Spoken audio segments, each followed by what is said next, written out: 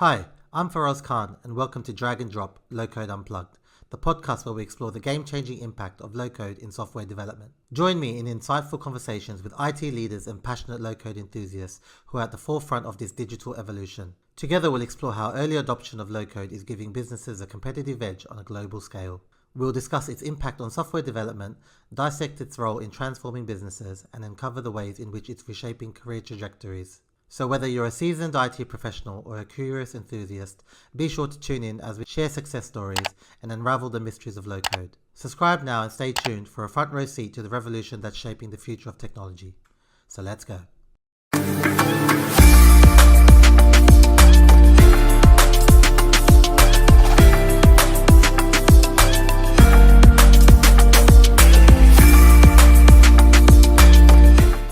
Hi Jan, how are you? Hey there, I'm good. Thanks for having me.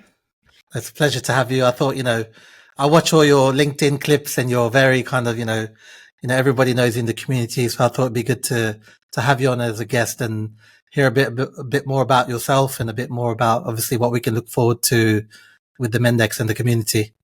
Yeah, very excited to be here and share the community story. Amazing. And, I always look forward to your blooper videos as well. I think that's something that's caught a lot of popularity in the community, and, a lot of people tend to kind of enjoy them coming out. Yeah, we're all human. So I like I like to show that side and have a little fun for sure. Yeah. I think it's good that you can show that not everyone can get it on the first go, and, it takes time to perfect these things. Nope. Well, it'd be great to start with, obviously most people know who you are, but just in case there's people who are not familiar with Mendix and the community, a bit about yourself, your background, who you are, where you're from. For sure. Yeah. I'm Jan de Vries. I live in the Netherlands. I live in a quaint old town called Gouda. That's where the Gouda cheese is from. Okay. And I've been with Mendix for almost 10 years now. And I currently manage the community programs team. Wow. And I saw, you previously, so were you in like kind of teaching background? Were you teaching? Yeah, that's right. So before I joined Mendix, I was a software trainer for a while. And that was very cool, actually. Flying around the world, talking to people, knowledge sharing. That was a very awesome time to be in tech.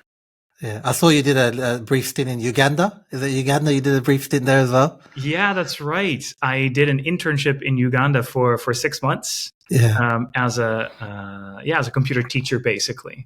So yeah, I brought some equipment with me, and not everything survived in that climate. That was quite an amazing time to introduce so many new people to technology. And help them, hopefully secure a better future. I guess, like, if you kind of think about what you did then compared to what you're doing now, it's very similar.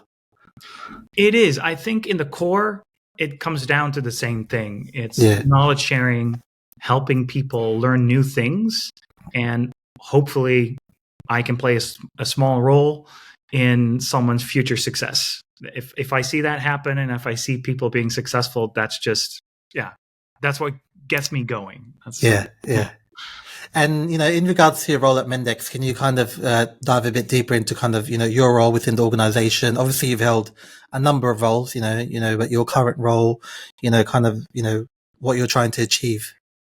Yeah, absolutely. 10 years is quite some time. Yeah. And I joined as a technical writer in what was then the beginning of the community team. So we were just with 5 people. And I very quickly started doing other things, especially when the company was still very small, around 100 people. So you're doing a lot of things at the same time. So this is really when we put in the basics of everything that we now call community. So the forum, our meetups, marketplace, which was then called App Store. That was a very exciting time. So I wasn't just doing only technical writing. Yeah. And, with that time, obviously, you had a bit of, you obviously teaching technology prior, when you kind of joined Mendix, were you aware of low code? Did you know what low code was? Yeah, so it's interesting because it wasn't called low code at all. Yeah, that's true. It's something like rapid app development. Yeah. The concepts have been around for 30, maybe 40 years already. And Yeah, I wasn't that deep into it specifically. I'd done BPMS before, and then I went into what we now call low code. It was similar, but I quickly saw that this was extremely powerful and very accessible. So I'm technical. I can develop some, but I'm not a full-on developer. But even I could use it. So that got me excited. Yeah, yeah. And in your current role, kind of, you manage a number of things. Can you kind of give us a brief summary about, what you're kind of trying to do within the community in your current role? Yeah, for sure. So right now I'm manager of the community programs team, and that is part of the broader community and collaboration unit within Mendix. This is a huge unit of over 100 people who take care of everything related to the developer experience. So if you log into our platform, that's what our team takes care of. Our marketplace, our forum, but also all the tools for planning called epics. Anything online where you log in, that's what we build. And what I and my team are taking care of are all the programs that we run on top of this for people in the community. So think about MVP program, global meetup program. We're about to launch the Pathfinder Guild to help grow regional communities around the world. I make videos. We have a university program, certifications. All of these things are part of what we do. Amazing. Obviously, 10 years in the business, and it's grown throughout. How's that experience been? Obviously, you being in a role where obviously 100 people now. I see on your LinkedIn, you obviously, because you're doing the meetups, you travel everywhere, right? For these meetups to be a part of them. How's that experience of being in the core of something that's grown quite well? Yeah, so it's really interesting to think about this because usually when we're in the middle of this, we don't think about this. We're just running and like, okay, what's the next best thing? How do we increase this? How do we do this better? But sometimes you take a moment and then, or someone comes up to you and says, wait, weren't you just like 3 people back then? It's like, well, that's a good point. And you look back and take a moment. We've come so far, we're now in a community and collaboration unit of 100 people, but 10 years ago, this was the whole company. So it's well, we have a saying, right? There's never a dull moment at Mendix. Because every single day, there's something new, there's something exciting, and there are developments. And I love that environment because I constantly want to be challenged with new things and new ideas and new projects. And that's really what Mendix provides. So I love the ride, and I love to see the progress over time. Yeah. And, with the community, can you kind of talk through, the importance of community with, the overall mission for Mendix? Yeah, absolutely. Yeah. Community is a crucial part of the company's strategy because, developers are the lifeblood of any project, any implementation partner, and any customer. And without developers, we don't have apps. So it's really important to make sure that those developers have everything they need to be successful. It's a core part of the strategy. Yeah. And, with the, obviously the company is, Dutch, it's the biggest community is in the Netherlands. Can you tell me, some other kind of strong communities that you have globally that people may not be aware of? Yeah, sure. So next to the Netherlands, we're growing a lot in a lot of European countries. And that's where we are establishing also more community activities. And a lot of countries in Asia Pacific are growing very rapidly. And once they get a taste of low code, they're like, okay, we're in. So we're seeing a lot of growth there in Singapore and Japan and China. But yeah, we're active in a lot of countries in Asia Pacific. And they love it. So, of course, we have to do a lot of convincing. But once they're in, they're fully in, and that's really exciting. We also see on the other side of the world, in Brazil, for example, we're seeing it being picked up really quickly. And we see that there's a lot of a lot of hunger for more content and more specialists. So yeah, I expect to see a lot of growth in Brazil as well over the coming years with low code. Yeah. And you mentioned obviously sometimes it can be quite difficult to, to grow those communities in some regions. How have you found, one of the biggest markets is obviously the US, how have you found the growth of the community in the US? Because from our perspective, we see as a recruitment company, there's a lot of customers who are actually adopting Mendix, right? So is the community growing at that pace? So for us, the US is a zone on its own. If we look at the Netherlands and Europe, most countries are relatively small. So our tactic, we can not 100%, but most of the time we can take the tactics that work in the Netherlands and copy paste them to other countries.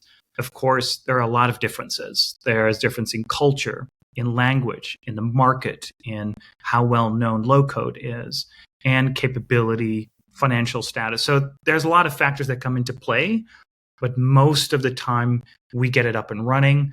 And once we have it running, we have a long-term plan to step-by-step grow it. In the US, one of the very big factors is distance. And that's, in the Netherlands, you can drive for 3 hours and you're in Germany or somewhere south of Belgium, But in the US, we really have to think, how do we localize it in the right cities, in the right places? And right now, after COVID, this is starting up again. So we're seeing a lot of the interest. We're seeing a lot of growth again. And we're really focusing on key regions so we can maximize our impact and our growth there. So there are a huge number of developers in the US. And the question is, the challenge is, how do we get them together? How do we get them to share knowledge in a sensible, effective way?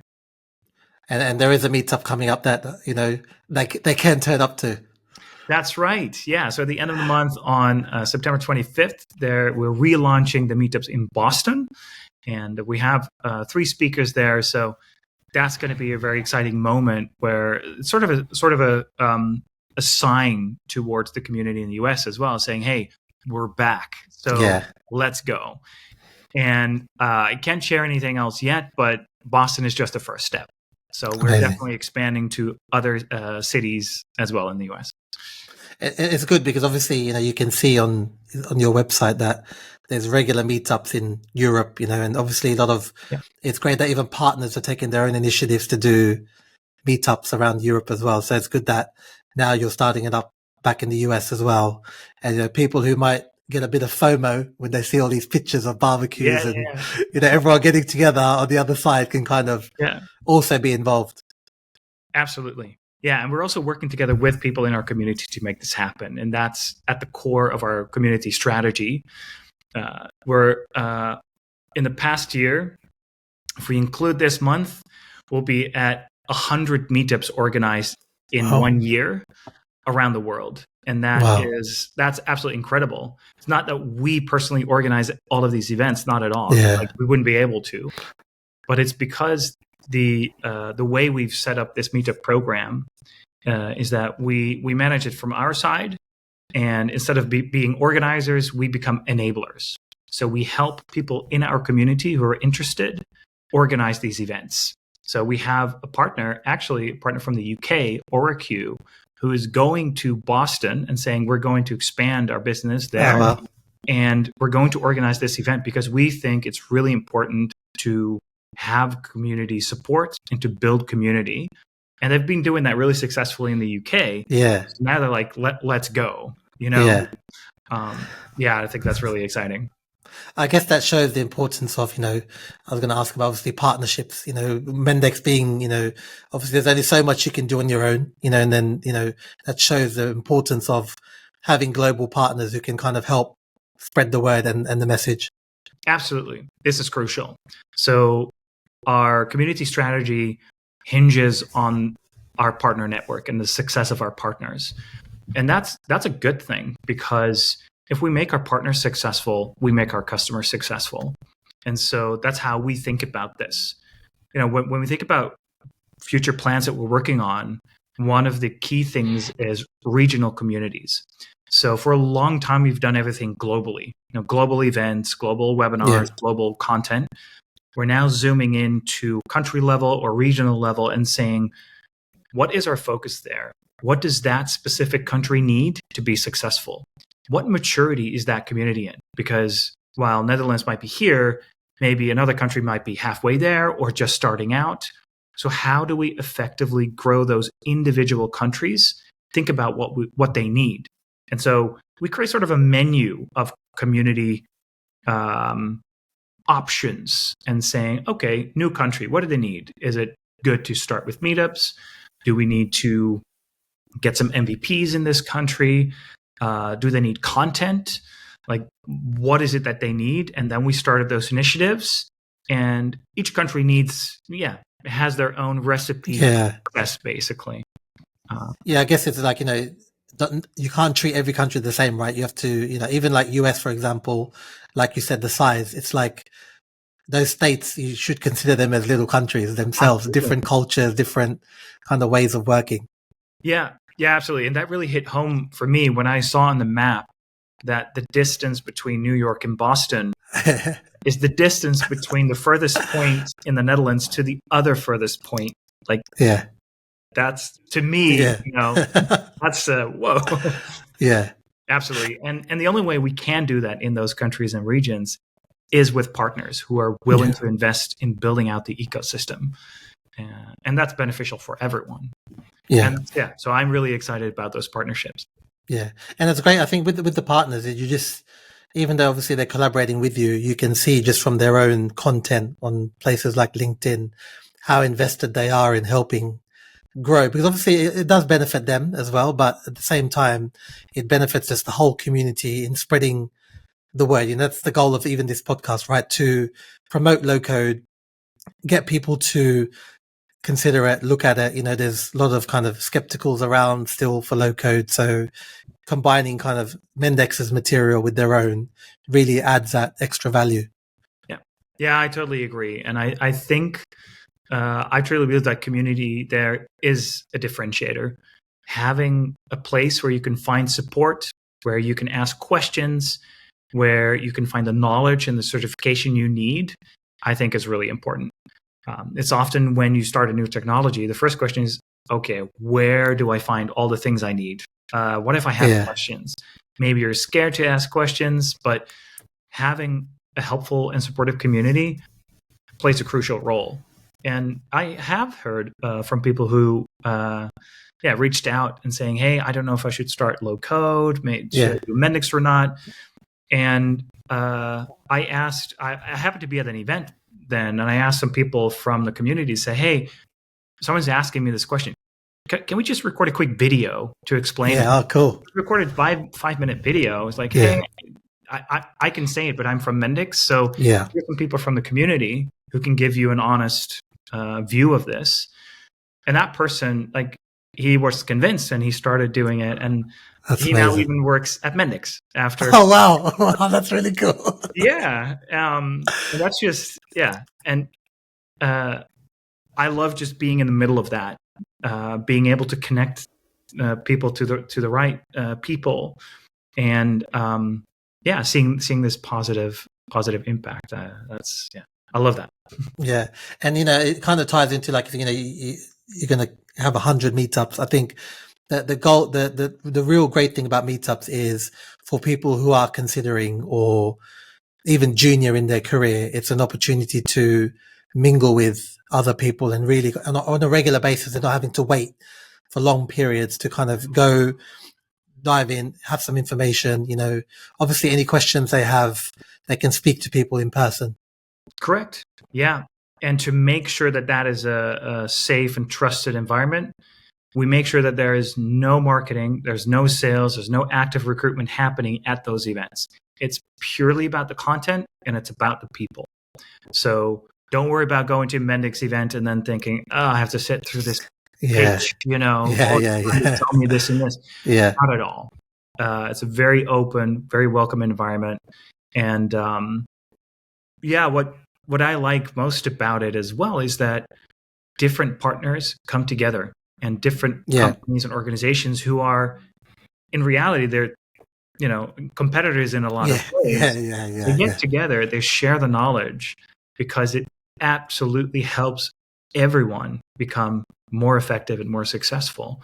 So yeah, absolutely. I mean, I've been saying this for 10 years, but come to our events, come to the meetups, even if you don't even know, if you're interested in a specific topic, talk to people. And I can guarantee you're going to have a great time. Yeah, and I think it's a great way that the point you touched on about, you'll have obviously the consulting partners who, in most cases, they're vying, especially in those regions, they're vying for the same business, right? For sure. And then they're there kind of happy to share like their expertise and things they've done and experience and help the community grow, rather than holding that information tight, to their chest and not sharing it. Correct. Yeah. I think so. In the Netherlands, we sometimes treat that as a given. But it's not a given at all. Yeah. And especially when we expand to new regions, these are some of the initial startup hiccups often, where you often have to convince partners or customers why it's worth organizing an event, why it's worth spending money on it. And what we often see is, after the first one, everyone else is like, hold on, they're getting all the attention. Yeah. We want to do one. We want to. Come on. Yeah. I like that. That's amazing. And, with, in your time, kind of, you've been there for 10 years. So, nearly 10 years, Mendix was acquired by Siemens, so did you, obviously being in someone in the community role, did you feel there was like sometimes like a switch, right? When at that point, did you feel the growth kind of sped up, or was there a change within the company and the community? Yeah, of course. Yeah. So the acquisition, of course, happens in phases. So step by step, you'll see some changes coming in. First of all, the crucial roles, financial, HR, things like that. So fundamental integration into Siemens processes. But one of the most important mandates from Siemens was Mendix says Mendix, operate as Mendix under the Mendix name, because you're doing incredible work. Keep doing that work. We don't want to disrupt this and sort of mess it up. So we've had a lot of momentum over those years, and the Mendix community is still truly the Mendix community. So it's not being merged into any bigger Siemens communities. We do collaborate with a lot of other communities, because Siemens is a huge company. 350,000 employees, so it's big. And there are a lot of pieces of software. There are a lot of sub-communities. So we exchange information. We learn from each other to be as effective as possible. And if anything, it has opened more doors, because Siemens is, of course, more known than little Dutch Mendix, right? And that really helps. So from my perspective, this has provided a lot of opportunities for more growth and more expansion, and a bigger reach to a bigger audience. Yeah, I think you touched on it, that, I've spoken to a number of customers, and when I ask them, out of interest, why did you go with Mendix? One, the platform's great, but two, we're already a Siemens shop, so it just made sense to integrate with Mendix, which is a great kind of advantage point for you. Yep. Well, that's the thing also, sometimes if you're an unknown brand in a new region or a new country, then there's skepticism, and rightly so, right? If you don't have a relationship with a name, or you don't know it. But Siemens is a very trusted brand. It's a very well-known brand, especially in the IT world, logistics industry. Yeah. And so when we say, "Oh yeah, but we're part of Siemens," they're like, "Oh well, of course you are. Come on in." I mean, not that Siemens is the magic word, but sometimes that helps people understand, like, hey, Siemens has trusted us, trusts this product, and trusts what we do and how we do it. So you can trust us as well. Yeah. And in your time, you've probably got a number of cases, but, is there one or two kind of success stories, you could talk about of, situations you've been through, or that you may have been involved in that you're really proud of to be involved in? Yeah. Well, I think as a whole, the whole Mendix journey is an incredible story in itself. As we know, the statistics of any startups are not very good. Very few survive or thrive even. So that is just, when I joined, I had no idea, of course, right? So I feel very privileged to be here. But one of the things is a year after I joined, we created the first online training course. We've been doing only in-person courses and just classroom courses. We were like, okay, well, we have to think about the future. We have to grow faster and bigger. And within 3 months, I created 100 training videos. Wow. It was absolutely insane. And I couldn't really oversee back then what kind of impact it would have, because in classroom training, we would maybe train 150, maybe 200 people if we could push it every year. As soon as the online course was out there, within 1 year, more than 15,000 people took that course. And I was like, okay. Yeah, wow. That's awesome. So that was really the first step towards, online training, self-paced learning, and seeing that success was just mind-blowing. And another example, one of my absolute highlights is Mendix World 2019. That was the last in-person Mendix World that we did, which was in Rotterdam.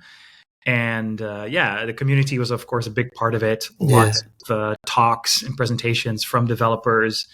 And that was just an absolutely incredible event where so many people got together.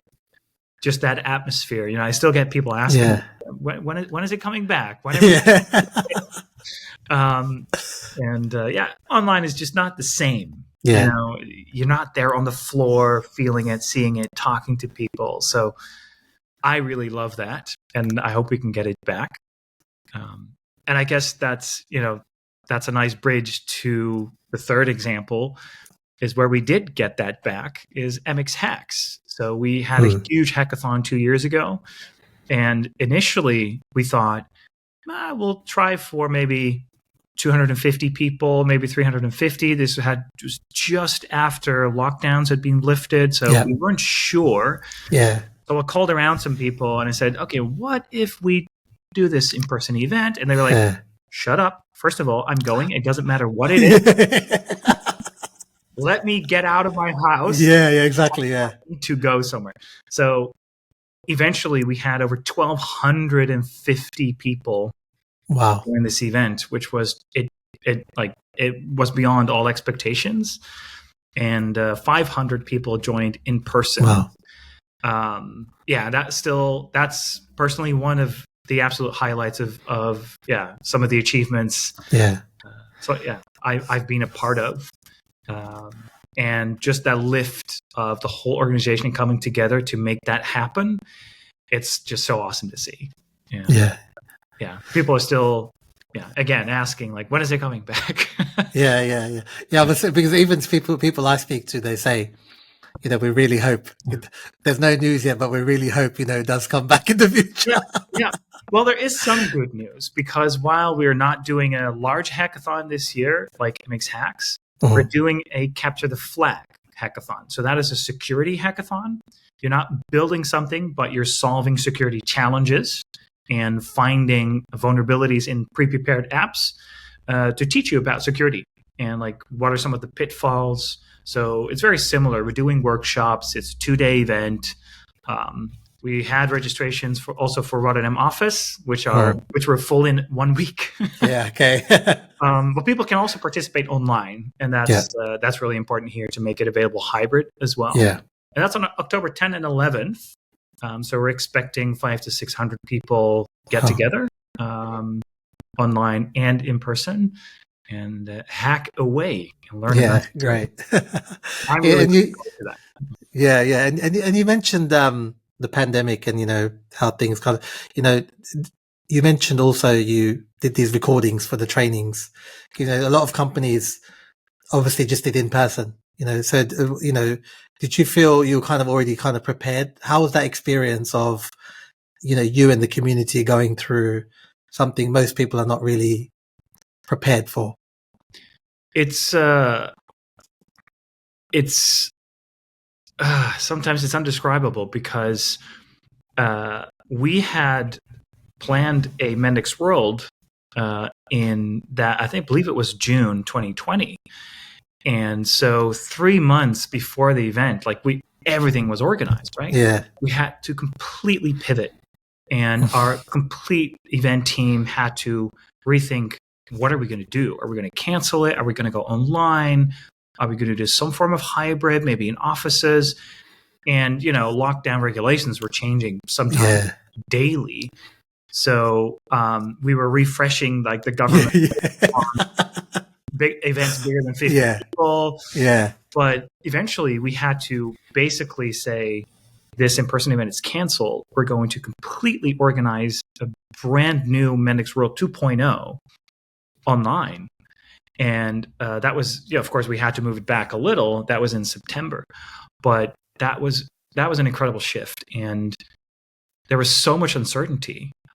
But what I think is awesome is that everyone just got into gear and helped make that happen, make that work. Despite whatever, lockdown regulations, we took it in stride and we made it happen. We made it work. We had Mendix World 2.0 online with thousands of people joining in, and it was new for everyone. Yeah.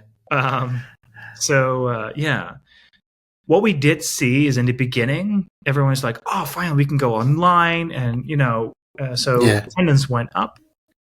And I think after 6 months, we saw that, okay, people were starting to get a little bit tired of doing Zoom calls every day.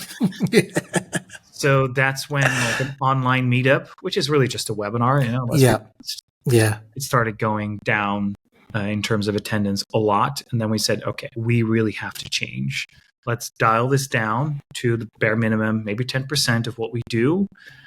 Let's change to something that developers really need. What do people need? People need enablement, people need content, and hopefully connection.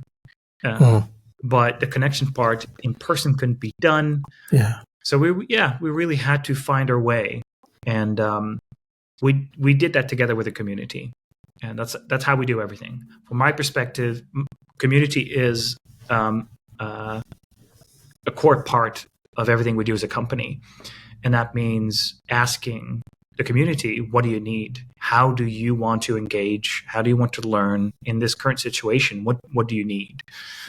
And that really helped us through our MVPs, but also other people in the community who stood up and took the initiative to arrange things, organize things, create content, and help people out when needed. And I think it's an incredible example because communities, the way to test a community or any sort of relationship or friendship is introduce a random disaster. Yeah, exactly.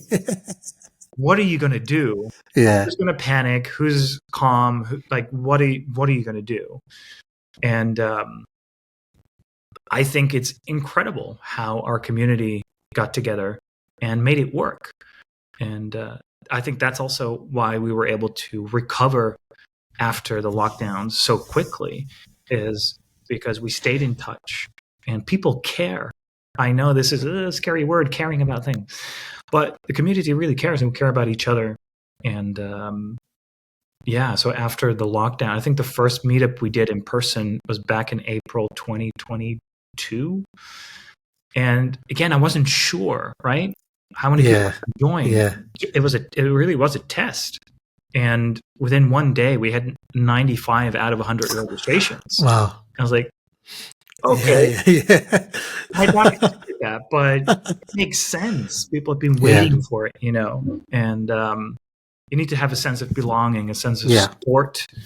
And that's really what our community offers. And it's so much more than content or a meetup. Yeah. No, people are building their lives and their careers around our technology. Yeah. I believe that we have a responsibility to give them what they need and to listen to them.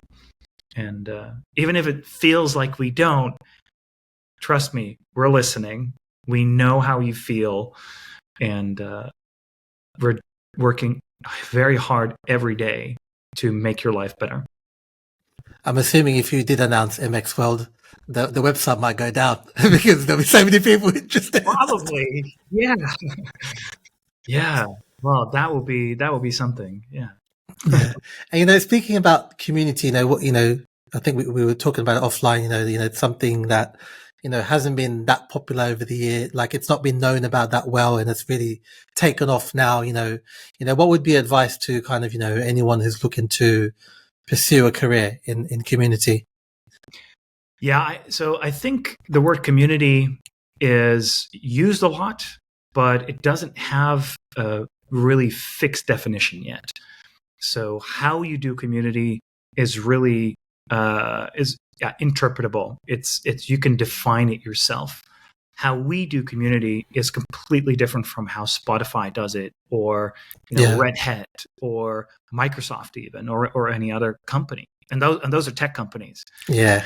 If you think about other communities, you have local communities with where you live. So think about what's your passion. What do you like? Do you like talking to people every day? Do you like interacting with them, helping them? How do you do that?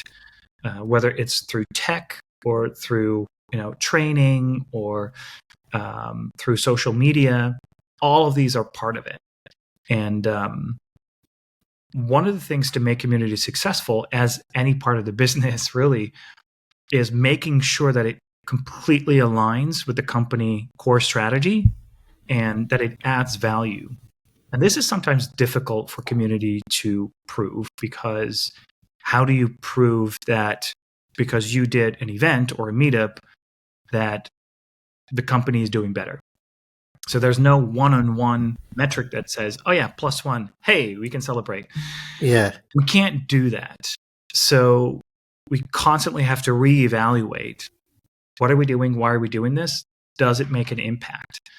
And this is what we constantly have to do. So when you're getting into the community business, yes, it's fun to organize events and to interact with people if that's what you like.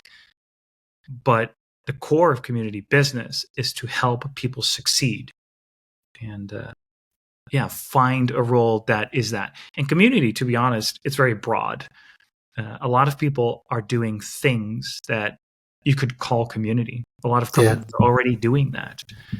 There's probably just not a global strategy. Yeah. But start with one thing, explore it, see if it works, see if you can expand. Maybe you're creating training content. Hey, why not create a forum? Why not see if you can get people together?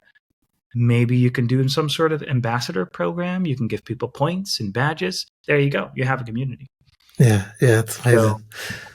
And I think it's also, even just from talking to you, you can feel, obviously, when you're talking about certain situations of, like you said, being that bridge, right? It's kind of the fulfillment you get at the end of it in that type of role.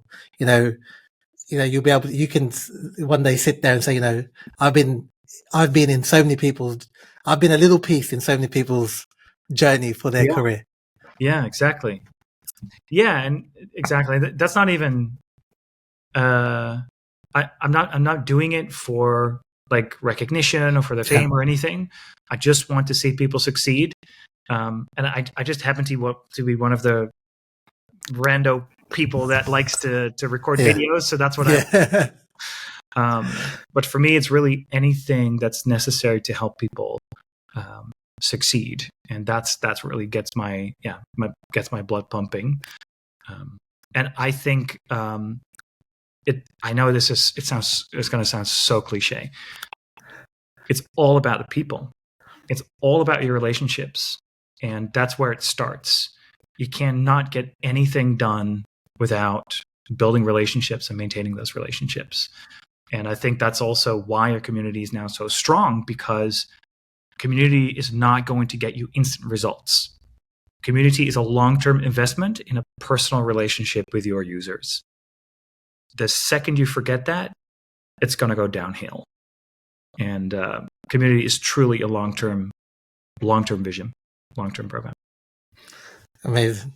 And, just a final question about, is there anything you can share other than obviously you've mentioned meetups and hackathon?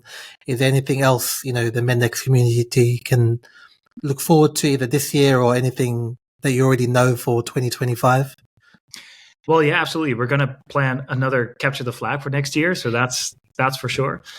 And we're going to focus a lot on building those regional communities. So you should be seeing more events, more get-togethers, and more content created for those communities in those specific countries, even localized to those countries. If we think about Japan, English is a big barrier. Yeah. So we're going to have people who are going to be our ambassadors for the community, who are creating content for the community by the community. That's one of our principles. And it's the only way we can grow fast, and we can do it in a way that works. So global growth, of course, on events, but more support for everything people need, basically. So that's going to be very exciting. And we will be focusing a lot on content creation from people in the community as well. So we already do this through MVPs, and we're going to expand this and really use the knowledge that's locked into the community to unlock it and make it available to everyone. That's our goal. Yeah, that's really cool idea, actually. And yeah, like you said, with the regions, by doing those, content from people from different regions as well, that will really gain a lot of interest, seeing one of their own, or even like, Japan, for example, Exactly. Yeah, we're seeing it in Japan, in Turkey, in Portugal, and it's working because people literally speaking your language, right? Yeah. That's amazing. Well, I appreciate you taking the time, Jan. It was really good to talk to you and hear about your journey and the passion you found in, your role. And it was really good to speak to you.